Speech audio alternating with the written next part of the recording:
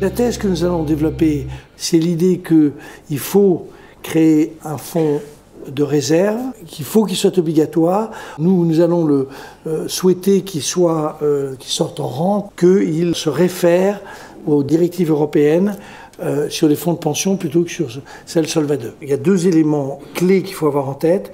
La première, c'est 80% des jeunes n'ont pas confiance dans le régime par répartition. Et le deuxième aspect, c'est que lorsque le corps fait ses études, il montre qu'il y a une baisse du niveau des pensions dans les années qui viennent assez significative. Et donc, on a imaginé un dispositif qui est un dispositif dans lequel, au fond, on essayait de résoudre ces deux problèmes. Le fonds de réserve des répartitions sera rendu obligatoire, évidemment pour des générations qui sont encore en activité, dont des jeunes.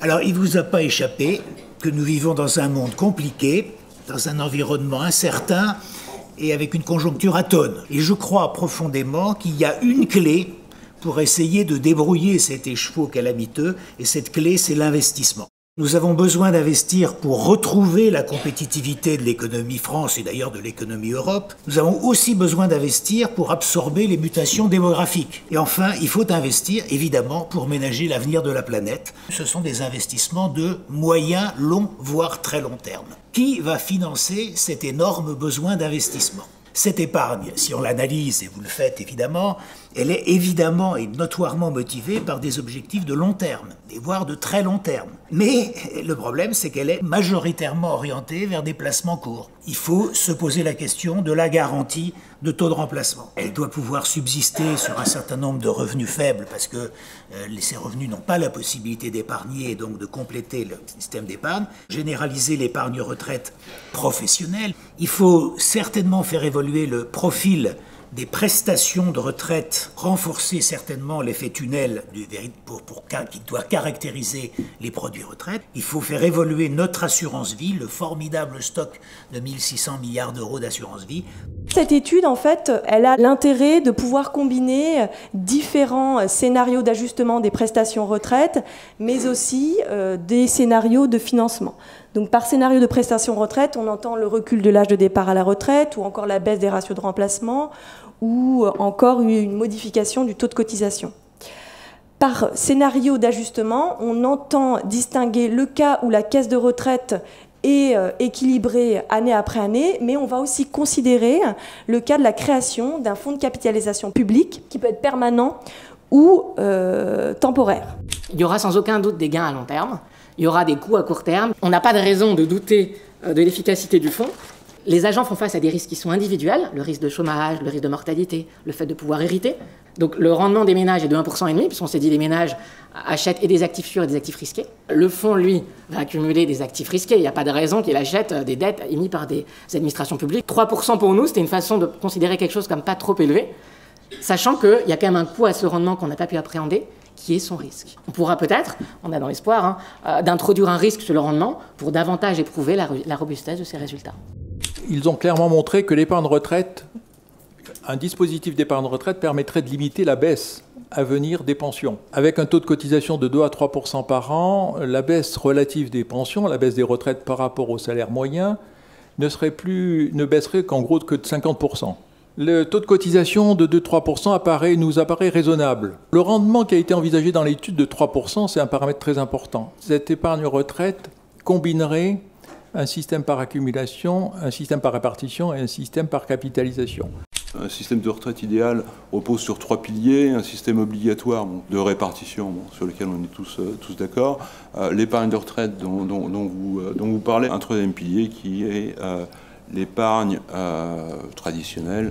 Quand est-ce que l'on sort du pur système par répartition pour aller vers un système mixte? La Suisse, 8 millions d'habitants, mise en place d'un système, donc du deuxième pilier où il y a en plus plusieurs systèmes de collecte, c'est 480 milliards de francs suisses pour 8 millions d'habitants.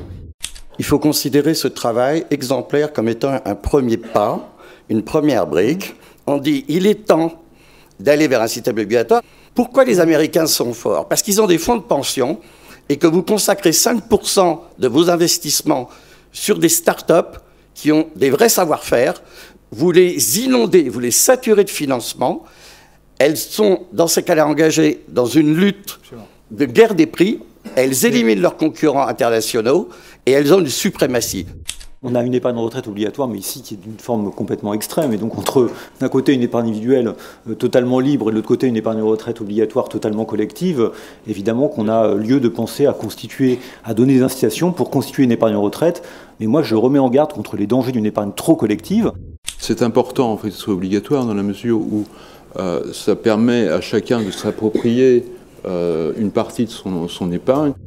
Je me souviens toujours qu'en 1962, il y avait un rapport de l'inspection des finances qui avait recommandé de constituer des réserves à l'intérieur des régimes de retraite par répartition.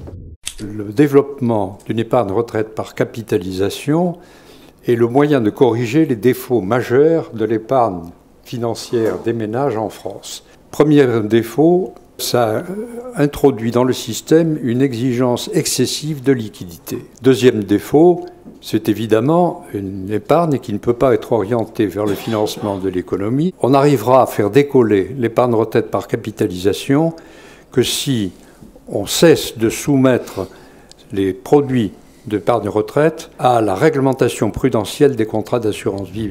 Quand la préoccupation de retraite devient une réalité, on se situe entre 45 et 50 ans. La vraie pertinence de la constitution d'une retraite, c'est de commencer le premier jour où on commence à travailler, parce que l'effort à consentir est beaucoup plus modeste, mais l'impact est beaucoup plus significatif à l'horizon de long terme. Aujourd'hui, les retraites ne dépendent que de la croissance économique et que de la croissance de la masse salariale. On a bien vu les conséquences qui en ont résulté au moment de la crise de 2008-2009, un effondrement de la masse salariale, une augmentation de l'endettement qui a dû être ensuite porté par la CADES et finalement une amélioration très lente de la masse salariale. La norme prudentielle doit être la même, elle est conditionnée par l'horizon de gestion. En fait, il y a eu une forte inquiétude pendant toute la période d'élaboration de la règle et tous les investisseurs très long terme étaient très inquiets justement de la pénalisation de ce côté mark-to-market que ça donnait pour les actifs risqués. Moi, je milite pour avoir des gérants paresseux. Des gens qui ne font rien quand il n'y a rien à faire. Nous avons une réglementation qui a fait quelque chose de complètement absurde, qui est qu'un assureur, lorsque le CAC est à 3000, il ne peut plus jouer. D'où l'idée d'avoir un investisseur contracyclique qui, dans ses règles régulatoires, n'aurait pas cette obligation à 3000 de ne rien faire. Il faut peut-être oser dire que des nouveaux fonds de pension auraient éventuellement un sens. Certains de ces produits, ils ne sont pas faits pour enrichir les épargnants, ils sont faits pour enrichir ceux qui gèrent. Qu'il y ait une véritable transparence sur le coût réel de la gestion, direct et indirect. Quel est l'âge moyen de réception en pleine propriété du patrimoine des parents? 60 ans aujourd'hui. Donc ils vont donner à leurs enfants adorés quand ils n'en auront plus besoin. Il y a, entre guillemets, un trésor patrimonial aux mains des aînés. La Suède remplit, ce qui a été dit aujourd'hui, beaucoup des suggestions que vous avez faites. C'est un système mixte qui immunisé contre la croissance, vraiment contributif depuis un certain temps, et puis avec une dose de CAP obligatoire. Ce qui marche le mieux, c'est pas d'accumuler un fonds, le mieux, c'est de continuer à faire un système de répartition bismarckien. Et donc, il faut sortir des retraites et faire que le troisième âge, mettons à partir de 55 ans, je ne sais pas, contribue au financement des besoins du quatrième âge.